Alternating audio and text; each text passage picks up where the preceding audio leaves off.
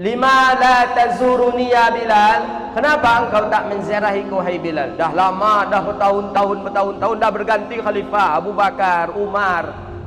Kenapa engkau tak menziarahiku? Engkau marahkah terhadapku? Engkau bencikah terhadapku? Kata Rasulullah sallallahu alaihi wasallam dalam tidur kepada Bilal bin Rabah. Akhirnya Bilal terperanjat daripada bangun itu.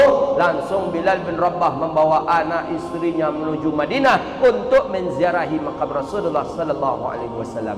Dibawalah anak istrinya ke Madinah untuk datang menziarahi baginda Rasulullah sallallahu alaihi wasallam. Sampai baru masuk di Madinah, Bilal bin Rabah tak tertahan.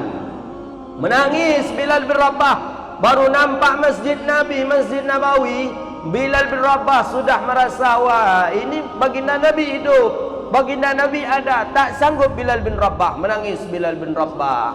Bilal bin Rabah menangis. Datang sampai berita itu kepada Khalifah Umar bin Khattab.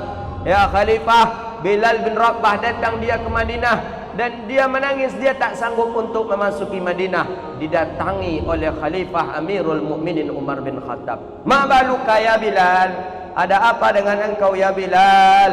Semua orang Madinah sudah merindukan engkau hai Bilal. Kata Umar bin Khattab kepada Bilal bin Rabah.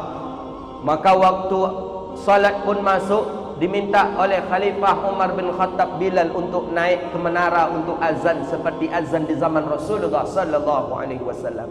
Bilal mengatakan, saya tak mau azan. Saya ke sini untuk menziarahi makam Rasulullah sallallahu alaihi wasallam. Saya ke sini untuk menziarahi Nabi. Saya bukan untuk azan ke sini, kata Sayyidina Bilal bin Rabah. Azan lana ya Bilal. Azanlah untuk kami Bilal. Bilal tetap kokoh, saya ke sini bukan untuk azan, tapi saya mendatangi ziarah ke Rasulullah sallallahu alaihi wasallam. Datanglah Hasan dan Husain, cucu Rasulullah sallallahu alaihi wasallam. Datang Hasan dan Husain. Hasan dan Husain datang langsung meminta ke Bilal, ya Ammil Bilal, ya Bilal, azanlah untuk kami Bilal. Azan untuk kami Bilal. Karena ini permintaan dua orang cucunya baginda Rasulullah sallallahu alaihi wasallam untuk azan. Bilal awal tetap tak mau untuk azan. Akhirnya Khalifah Umar memaksa Bilal.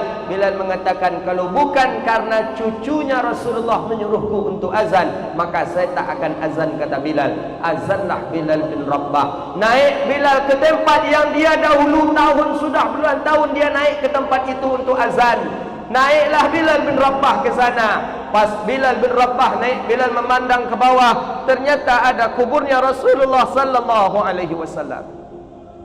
Di bawah ada kubur baginda Nabi. Bagaimana saya akan azan, kata Bilal. Dahulunya Bilal azan itu karena semasa baginda hidup. Semenjak baginda Nabi, Bilal tak mau azan. Azantalah ya Bilal. Dibapahlah, dibimbinglah Bilal bin Rabah oleh Sayyidina Hasan dan Husain, cucunya Rasulullah sallallahu alaihi wasallam. Sampai ke atas sana Bilal mencoba untuk azan. Allahu Akbar, Allahu Akbar. Azan Bilal pertama setelah Nabi meninggal dunia. Penduduk Madinah semua keluar. Muhammadun hayyun, Muhammadun hayyun. Muhammad hidup lagi, Muhammad hidup lagi, kata orang-orang Madinah. Kenapa suara itu terdengar oleh orang Madinah terakhir kali setelah Rasulullah sallallahu alaihi wasallam wafat? Nabi hidup lagi, Muhammadun hayyun, Nabi hidup, Nabi hidup. Orang Madinah keluar. Karena Bilal tukang azannya baginda Rasulullah sallallahu alaihi wasallam. Semua orang keluar, orang Madinah menyaksikan Bilal bin Rabah azan. Asyhadu an la ilaha illallah. Sampai kepada kalimat asyhadu anna Muhammadar Rasulullah. Tak sanggup Bilal mengucapkan kalimat itu. Kemudian Bilal terjatuh dan dipapalah oleh Sayyidina Hasan dan Husain. Didirikan kembali Bilal. Bilal tak sanggup untuk melanjutkan azannya. Bagaimana saya akan melanjutkan azan sedangkan orang yang dalam kalimat azan itu berada di dekat saya dan orang itu dimakamkan di bawah saya? Itulah dia Sayyidina Rasulullah sallallahu alaihi wasallam. Maka luar biasa kalau kecintaan, kerinduannya sahabat kepada Rasulullah, tak sanggup satupun kita untuk menandinginya. Maka Syiah, kenapa Syiah yang tak sampai sekarang tak kita redai? Karena dia sudah mencaci maki sahabat Nabi Muhammadun sallallahu alaihi wasallam. Bayangkan setianya sahabat, Nabi akan dipanah, Nabi akan dibunuh oleh orang ketika itu, oleh orang-orang munafik ketika itu. Sahabat bersedia untuk mengelilingi Nabi di sekeliling Nabi. Biarlah mereka mati asal jangan Sayyidina Rasulullah sallallahu alaihi wasallam. Akhirnya sahabat tertanamlah panah di badan para sahabat. Berapa? Semua badan sahabat dipenuhi oleh panah, karena orang memang akan membunuh Rasulullah dari atas bukit mengarah Rasulullah sallallahu alaihi wasallam. Begitulah kecintaan sahabat. Maka jangan sekali-kali kita mencaci sahabat Rasulullah, jangan sekali-kali menghina sahabatnya Rasulullah sallallahu alaihi wasallam. Termasuklah sunnah yang dibawa oleh sahabat Nabi, jangan sekali-kali kita tinggalkan. Apalagi kalau kita menganggap sunnah sahabat itu suatu perkara yang bid'ah pula, itu termasuk kita kurang adab terhadap Rasulullah sallallahu alaihi wasallam.